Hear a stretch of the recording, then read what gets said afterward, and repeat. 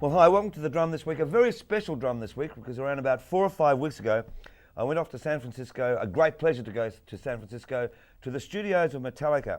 Now, the boys were just finishing off their next album, and the next album is one with a difference because it's a double album, and one side is all the B-sides they recorded over the years of different groups and artist songs, and the other side of the album is actually those that they recorded over the last 2 or 3 months with Bob Rock. It is a fantastic album. I love the songs. The first single is a Bob Seger. Now, who would have ever thought that Metallica would ever record a Bob Seger song, let alone a Nick Cave song, which also features on this album? But the first single is Turn the Page. It's a sensational album. They talk about the album and the B-sides. But so let's go right now to San Francisco with the boys themselves. Boy, are they hairy. I mean, here all day, the vibe, and hearing it yesterday and today, and you allowing me to hear two more tracks as they're being finished. This adventure, has it been an adventure? It's been a very brief, spontaneous, crazy adventure. I can't remember the last time we made a record like this. You know, every time we go into the studio, we sort of prepare ourselves for these elongated stretches, and you know, 4 weeks ago, none of this existed.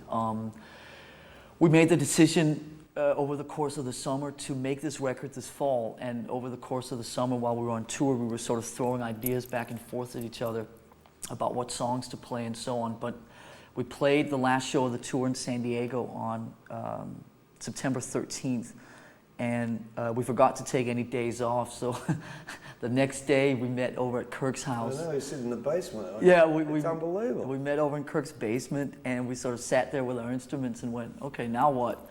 And we started basically going through potential songs that we had thrown at each other during sort of, you know, late night drinking binges in hotel rooms and whatever, and sitting on the plane and blah, blah, blah. And we had a sort of a rough outline of some songs that we thought could work for this project. And that was just about 4 weeks ago. We spent almost a week over at Kirk's house, sort of getting it together, figuring out what we're doing. And then we came here, and having recorded and mixed 11 songs in that period for us is just sort of unimaginable.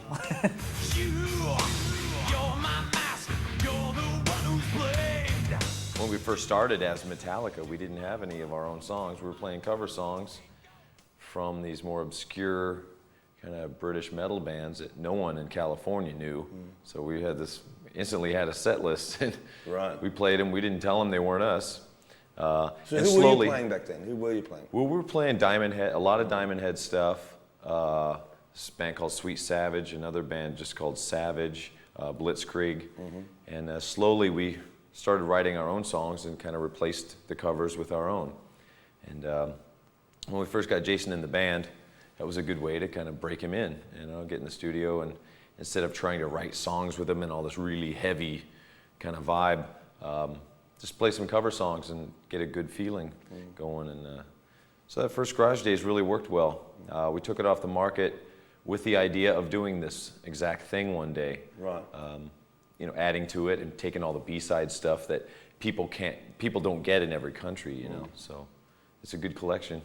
The whole idea about the project, if you generalize, is that because of the nature of our own records, the sort of how we write these songs and then spend sort of like a year recording them and going over every single detail with just a fine comb and sitting there and analyzing everything. What we need all the time and have throughout a career is a project like this to balance the sort of silly ways that we record our own material. We could never be this I don't think we could ever be this instinctive and this spontaneous about. And plus, you have to remember that all the songs, all the lyrics, everything is written. So that's what you Bob do. Said, but the thing is that you have stamped the Metallica thing on it. You've right. The rearrangements, the sounds. I mean, but that the comes. Nick Cave track. I mean, love them, and I'm harping on that one because it's so. If someone had said to me, "You'd be recording a Nick Cave song," I would have said Metallica. Oh, don't be so silly, you know.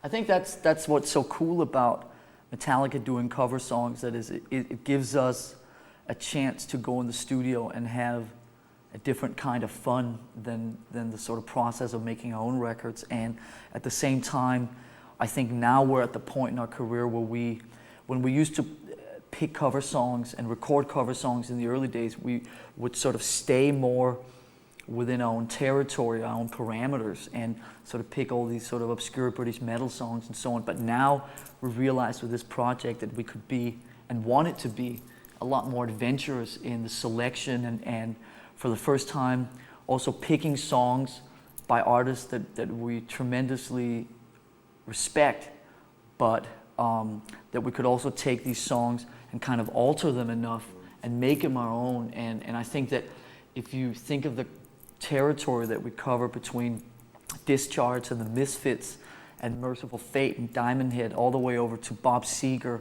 and Nick Cave and and Old Thin Lizzy. Thin Lizzy, yeah. Yeah, and kind of how I think when you listen to these songs, And then Skynyrd. yeah, and Skynyrd, yeah, and when you listen to these songs as a bunch, that they all work in their own ways because we're comfortable playing them. We admire and respect the songs. We admire and respect the artists, and it's the key thing for us. Money.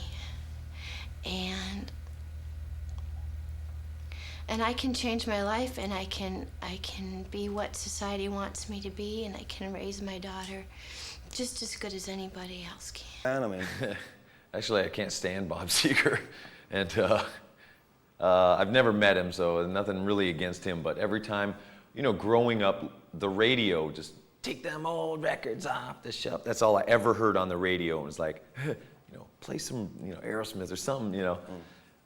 I would just turn the radio off. It would just drive me up the wall. But it was more the song. This song, and lyrically especially, it belonged to Metallica. Just on the road again. It's just, we're the road dogs, and that's one song that we can really relate to, and it came out really well. well, I mean, hearing it yesterday and thinking, right, turn the page, probably see, now this will be interesting. But you really have given it the Metallica stamp, but it also holds its uniqueness as well, Right. Well, to some of these songs, you choose a song because you like it. You don't really analyze why, but that song is vocal melody. It's, purely the vocal melody carries that whole song. As with most things, the key element is always the music, and I felt that we could do that music justice, and because that music we've been such fans of that music and so greatly inspired us. And I would say that of all the things we've undertaken on this project, it was probably the thing that surprised me the most in its degree of difficulty for us to nail, because one thing is being a fan of some music or a fan of a band and listening to it from a fan's perspective. Another thing is sitting down and listening to a song with the idea of trying to... We're doing these songs is because we like the bands, we like the songs. There was something about them that hit us, when we were growing up, or actually, being sponges with music. They're really these bands that have helped molded Metallica. When I think back to those days, when we started out, I mean, Metallica started life literally as a cover band. Cover band, Yeah, yeah. I mean, we started life as a cover band. I was sitting in Los Angeles. This tennis thing that I was attempting was sort of dwindling away, and I was sitting listening to all these English heavy metal records every day in my bedroom in Los Angeles after we had moved there for me to try and pursue this tennis career. And I was sitting there sort of going, sitting doing air drums and stuff like that, going, you know what, it could be really fun to do this myself. I never had any aspirations about writing songs, about recording records, about touring or anything like that. I just thought it'd be really fun to sort of get together every day with a bunch of guys, get totally drunk, and just sit and play like Diamond Head and Saxon songs all night. It's like that was the extent of the dream.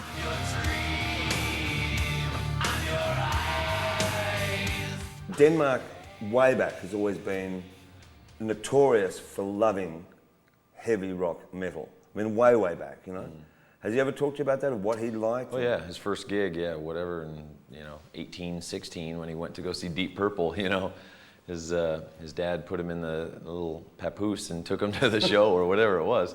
That was his first show. It was Deep Purple, and I think from right there it was like he wanted to be a drummer, and Pots and Pans came out at home. So Denmark had some heavier stuff. Yeah. But when I met Lars, that was it. I thought I knew all the heavy music there was until I went and saw his record collection. Man, he's one spoiled kid, man. He had just a huge collection. Yeah. And I would just have these blank cassettes and spend days at his house just taping all of these bands I'd never heard of that had cool covers or, that's ugly and scary. Yeah, I'd record them. He introduced me to a lot of that stuff that he brought over. There was one record store that was sort of my mecca. There was a guy named Ken Anthony who will forever be dear in my heart. And he was the guy in charge of the rock department at this place. And he was so keen on just finding and seeking things out. And he would get all these bands in from Canada, like Moxie and Harlequin and Street Heart and all these things. And he'd get these things in from Australia, like Cold Chisel and even bands like Heaven and all these. You remember Heaven, of course, and obviously the Tats and so on. I mean, obviously AC/DC were sort of very well known, but all these other things would come, and the early versions of in America they were called Angel City, but the Angels and so on, and getting all those bands in and stuff like that. And so you really are a great fan of music, aren't you? Yeah, I pretty much, he really was the one. I would go in and see him 3-4 times a week. And I went to school every day, and then I would have a job delivering newspapers for a couple of hours in the afternoon. And then I would go play some tennis, because that was what I was really into. And then I would go in and see this guy in this record store. And he was the one that I'd walk in there in the spring of 1980 and go, look at this band that just came, this single or whatever just came from England, some band like Iron Maiden, or check out, here's this band, he was the one that really sort of turned me on to all this stuff. So I was very lucky to have a person who was as an avid record collector himself, because he always got, he would get 3 copies of the White Spirit album, and he would take one and I would take one, and then the third one would sit on the shelves for 3 months or something, because nobody had any idea what this was. But he really was the one that sort of helped me out a lot with getting access. The drums, the guitars, your vocals, the mixing. I mean, was there tense time in the mixing? If there's not a tense time, then something's wrong. Right. We have to argue. That's just part of the process.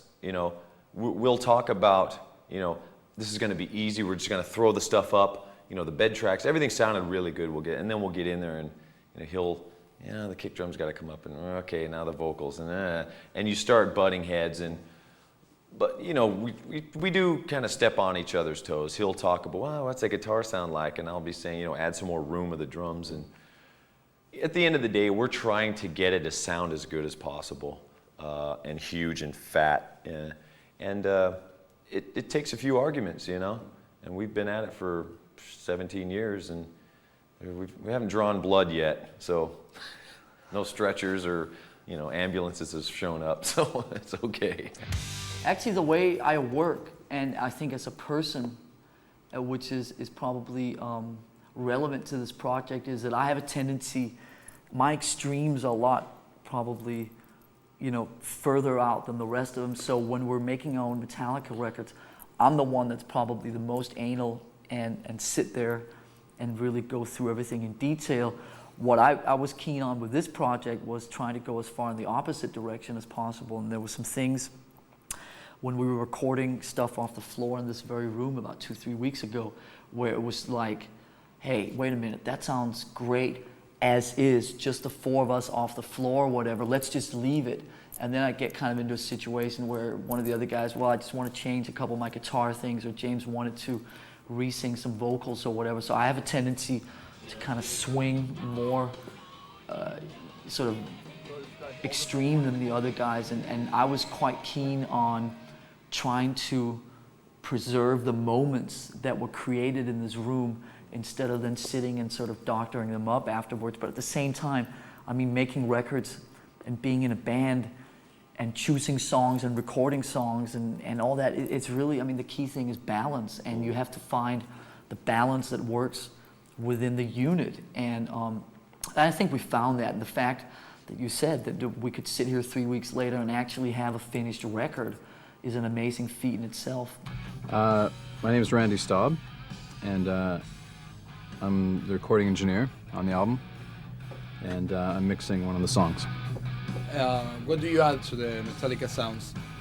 Well, hopefully I make it sound the way they envision in their head, you know, make it sound really good and have all the parts there that they, you know, the way they like to hear it.